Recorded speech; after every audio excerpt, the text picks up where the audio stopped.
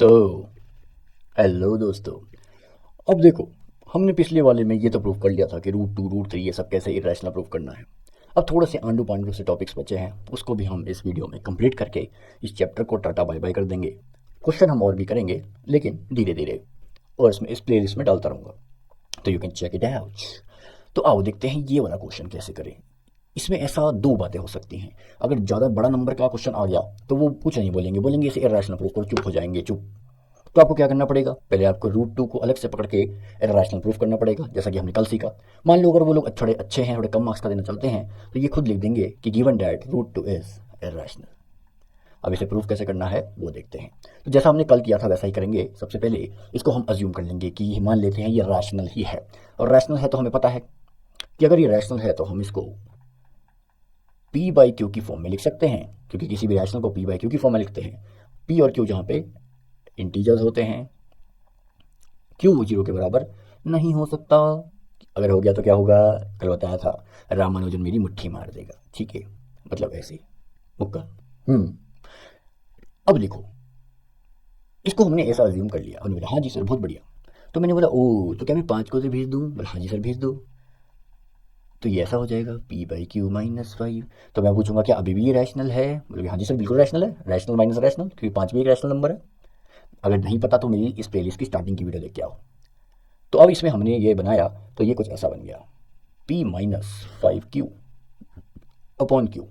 बोल के ओ अच्छा, अब इस थ्री को भी करीब बुला लो, तो ये कुछ ऐसा आ जाएगा, root two is equal to Q 3 Q, ऐसा P minus 5 Q upon 3 Q. हम बोलेंगे हैं, एक मिनट, इसको तो हम ऐसे भी लिख सकते हैं, P upon 3 Q minus 5 Q upon 3 Q, ठीक है।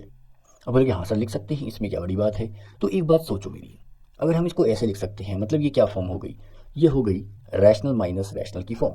तो कभी भी रैशनल नंबर का जब हम डिफरेंस एडिशन कुछ भी करते हैं, मल्टीप्लिकेशन, तो वो आंसर भी रैशनल ही आता है। पर हमने बोला नहीं, यहाँ तो ऐसा नहीं हो रहा, यहाँ तो इक्वल टू में है इरेशनल नंबर। तो ऐसा कैसे हो सकता है कि रैशनल और इरेशनल सेम हो जाएं। तो हम बोलेंगे इसका मतलब दिस कॉन्ट्रडिक्ट्स आवर अजम्पशन।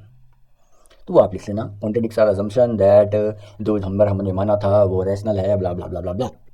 और हम ये लिख देंगे कि हेंस 5 + 3 √2 इज ए रैशनल। तो बेसिकली ये भी अजीब सा ही क्वेश्चन था। बस मेन है कि हमें रूट टू को रैशनल प्रूफ करना आना चाहिए, क्योंकि वो ज़्यादा इंपॉर्टेंट है, ये तो आप कर ही लोगे। अब इसी श्रृंखला में एक दो टॉपिक, एक दो चीज़ें बताना रह गई हैं, तो वो भी मैं आपको बता देता हूँ। तो देखो, ऐसा क्वेश्चन कभी आ जाता है कि मान लेते हैं कि 2/10 लिखा है, बोलते हैं विदाउट एनी डिवीजन बताओ कि जो इसकी डेसिमल एक्सपेंशन आएगी, डेसिमल एक्सपेंशन वो टर्मिनेटिंग होगी कि नॉन टर्मिनेटिंग होगी। ऐसा क्वेश्चन आ जाता है, टर्मिनेटिंग होगी कि नॉन टर्मिनेटिंग। तो हम बोलेंगे अरे क्या करें, इसको तो खैर काफ़ी आसान है, हम बोलेंगे 0.2 आ जाएगा। पर हमेशा ऐसा नहीं होगा, कभी कभी कोई बड़ा नंबर भी हो सकता है, मान लो 10/525, कुछ भी लिख दिया मैंने आंसर। तो देखो हम पता कैसे करना है। तो अब मेरी बात ध्यान से सुनना, अगर किसी भी फ्रैक्शन में डिनोमिनेटर में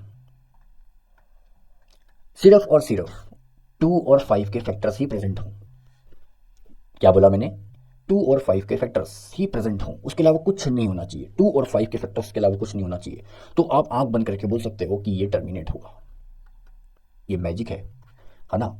तो देखो अब बोले प्रूव करके दिखाऊं, तो प्रूव करके भी दिखा देते हैं। जैसे फॉर एग्जांपल, अगर मैंने ऐसा लिखा कि 36/25, तो अभी ये टर्मिनेट होगा, मुझे पता है। अब बोले कैसे, क्योंकि यहाँ पे देखो मैंने क्या बोला कि इस टाइप की फॉर्म में होना चाहिए, मतलब 2 की पावर समथिंग इंटू 5 की पावर समथिंग की फॉर्म में। तो अब बोले यहाँ क्या है, तो यहाँ 36 के नीचे लिखा है 5 की पावर 2। अब बोले सर 2 तो है नहीं, 2 भी तो होना चाहिए था, यहाँ पे देखो 2 तो है नहीं। तो देखो बेटा, 2 को हम ऐसे मान लेते हैं, ये चीटिंग नहीं है, ये तरीका चलेगा। यानी 2 और 5 दोनों साथ में हो तो भी चलेगा, कोई एक अकेला हो तो भी चलेगा, उसकी पावर हो तो भी चलेगा, लेकिन कोई और नंबर नहीं आना चाहिए इन दोनों के अलावा, क्योंकि ये दोनों बहुत लॉयल हैं।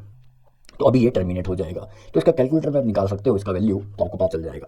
ठीक है, चलो मैं भी निकाल लेता हूँ, वरना बोलोगे कि आधा अधूरा पड़ा के भेज दिया सारे ने। तो मेरा कैलकुलेटर कहाँ गया हो, यहाँ तो 36/25 होता है 1.44। तो देखो जी टर्मिनेट हो रहा है। अब देखो मैं थोड़ा सा इसमें छेड़छाड़ करता हूँ, मैं 36 ही लिखता हूँ और नीचे 25 के साथ एक 3 का फैक्टर भी ऐड कर देता हूँ, यानी ये हो जाएगा 75।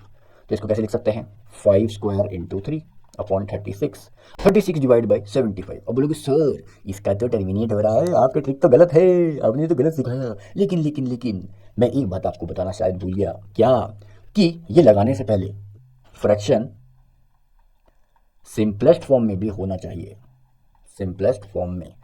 अब ये जो मैंने गलती करी है ये आपको दिखाने के लिए करी है कि यहाँ पे 3 जरूर आया, लेकिन आंख बंद करके नहीं बोलते ना कि ये नॉन टर्मिनेटिंग होगा, ये टर्मिनेट होगा। क्यों? क्योंकि अगर इसे सिंपलेस्ट फॉर्म में बनाए तो 3 12 36 हो गया, लो भाई ये तो 12/25 हो गया, यानी नीचे बस 5 की पावर रह गई। तो इसका भी ध्यान रखना है कि फ्रैक्शन को पहले सिंपलेस्ट फॉर्म में बनाना है, ठीक है। तो एक एग्जाम्पल और लेते हैं, तो मान लेते हैं क्वेश्चन है 45 अपॉन, ठीक है 45 अपॉन क्या लूँ 45 अपॉन 6 ले लेता हूँ। तो अब तो भाई ये बिल्कुल भी टर्मिनेट नहीं होगा। अब ऐसा बोलोगे क्या? क्योंकि अब बोलोगे सर नीचे है 2 इंटू 3, पर नहीं, सिंपलेस्ट फॉर्म बनाओ। 3 से ये कटता है, 3 के टेबल में कब आता है 45, 3 1 जा 3, 3 5 जा 15, 3 जा, तो और 3 के टेबल में कब आता है 2 जा। तो अब देखो ये भी टर्मिनेट हो रहा है, तो आपको ऐसा नंबर लेता हूँ जो कि टर्मिनेट नहीं होगा। तो मान लेते हैं 45 अपॉन 55। अब देखते हैं, पहले सिंपलेस्ट फॉर्म में बनाएंगे इसे। तो 5 9 जा 5 11 जा, अब क्या आया 11/9। क्या नीचे वाले के पास 2 और 5 के फैक्टर हैं? बस वही होनी चाहिए, उसके अलावा तो कुछ नहीं होना चाहिए। अब बोलोगे सर वो तो छोड़ो, इसके पास तो 2 और 5 एक भी नहीं है। तो अगर आप इसका डेसिमल एक्सपेंशन अपने फ़ोन पे निकालोगे तो देखो वो टर्मिनेट नहीं होगा, वो रिपीटिंग आ जाएगा। तो ये आ रहा है 0.81818181, जिसको 9th की भाषा में बोल सकते हैं 0.81 बार। लास्ट टॉपिक जो इस चैप्टर का रह गया है वो है HCF into LCM is equal to product of 2 numbers. अब आप बोलोगे अच्छा सर ये तो हमने पढ़ा हुआ है, ये तो बहुत सिंपल क्वेश्चन आते हैं। हाँ इसके बहुत सिंपल आते हैं, मैं तो बस कंप्लीट कराने के लिए करा रहा हूँ। पर चलो इसके पीछे का लॉजिक समझते हैं, ऐसा क्यों है कि HCF इंटू LCM करने पे नंबर्स का प्रोडक्ट ही कैसे आ जाता है। तो इसके लिए मैं 2 छोटे छोटे नंबर पकड़ लेता हूँ। मान लेते हैं कि एक है 16 और दूसरा है 38, ठीक है। तो अब देखो मैंने जब आपको ये सिखाया था कि एलसीएम कैसे निकालते हैं, तो मैंने कैसे सिखाया था, मैंने सिखाया था कि इनको क्या करो, सबसे पहले तोड़ के लिख दो। तो 2 इंटू 2 इंटू 2 इंटू 2 टू जो 4 जो 16, 38 को 2 इंटू 19 बस। तो एलसीएम के लिए मैंने क्या बोला था कि मैक्सिमम पावर उठा लो हर चीज़ की मैक्सिमम पावर, जितने भी नंबर आपको यूनिक दिख रहे हैं यहाँ पे उसकी मैक्सिमम पावर उठा लो, ठीक है। तो मैंने कहा अच्छा यूनिक नंबर, एक तो 2 है यहाँ पे और एक 19, बस ये यूनिक है। अच्छा तो यहाँ पे 2 की पावर लिख सकते हैं 5 और यहाँ पे 2 की पावर 1 इंटू 19 की पावर 1। तो 2 की मैक्सिमम पावर कितनी दिख रही है दोनों में? तो 5 ही दिख रही है, तो 5 उठा लिया। 19 की कितनी दिख रही है? इसमें तो है ही नहीं, तो इसमें है। एलसीएम की बात कर रहे हैं भैया, एलसीएम। तो 19 की पावर 1 उठा लिया, 19 उठा लिया। तो इसका एलसीएम कितना आएगा देखो, 25 इंटू 19 आएगा, ठीक है। तो कितना होता है 25 इंटू 19? जल्दी बताओ, मुझे तो नहीं आता, तो मैं कैलकुलेटर में देख लूंगा। ये 25 इंटू 19 475 होता है, तो 475। अब आप बोलेंगे अच्छा ठीक है एलसीएम तो निकाल दिया इसका, 475 आ रहा है, पर फिर ये रिलेशन का क्या हुआ जो आप समझाने वाले हो? तो देखो एलसीएम में हम मैक्सिमम पावर उठाते हैं, यानी यहाँ से हमने ये 19 उठाया और यहाँ पे हमने 2 की पावर 5 उठाया। अब ये बेचारा 2 रह गया बस, ठीक है। अगर ऐसा हो जाए कि ये 2 भी इसमें आ जाए, ये 2 भी इसमें इंक्लूड हो जाए, मल्टीप्लाई हो जाए, तो हमारा क्या होगा, हमारा जो आंसर होगा उसमें सारे फैक्टर्स आ जाएंगे, मतलब दोनों नंबर्स के फैक्टर आ जाएंगे, 16 के भी पूरे आ जाएंगे और 38 के भी पूरे आ जाएंगे। तो उससे बेसिकली दोनों नंबर का मल्टीप्लीकेशन टाइप की चीज़ ही बन जाएगी। जैसे अब हम HCF निकालते हैं इनका, तो HCF में मैंने बोला था कि जो कॉमन है दोनों में वो उठाओ, तो बस 2 ही कॉमन है, मतलब 2 ही कॉमन है, हाँ जी बस 2 ही कॉमन है। तो मैं बोला अच्छा, तो अगर अब हम HCF इंटू LCM करते हैं तो देखो क्या होता है। LCM आया 475, यानी 475 और HCF आया 2। तो ये जो हमारा LCM आया, ये जो हमारा LCM आया, जैसे इसे खोल के लिखता हूँ, ध्यान से देखना, ठीक है। तो LCM को अगर मैं खोल के लिखूँ तो वो क्या है बेसिकली, तो आप बोलोगे सर LCM बेसिकली लिखा हुआ है 2 इंटू 2 इंटू 2 इंटू 2 इंटू 19, यानी नंबर देखो कौन कौन से पूरे हो गए दोनों के फैक्टर में, ये आ गया, ये आ गया, ये आ गया, ये आ गया और ये आ गया, ठीक है। तो ये सारे नंबर आ गए। अब कौन बच रहा है? एक ये 2 बच रहा था, तो इस 2 को भी हमने क्या किया, इस 2 को भी हमने लो जी मल्टीप्लाई करा दिया। कैसे? ये आया HCF से और ये आए LCM से, तो दोनों को प्रोडक्ट करके क्या आ जाएगा, अब भाई सारे फैक्टर्स ही पूरे हो गए, इसका मतलब ये तो बेसिकली क्या बन गया, ये हो गया आपका 16 और ये हो गया 38।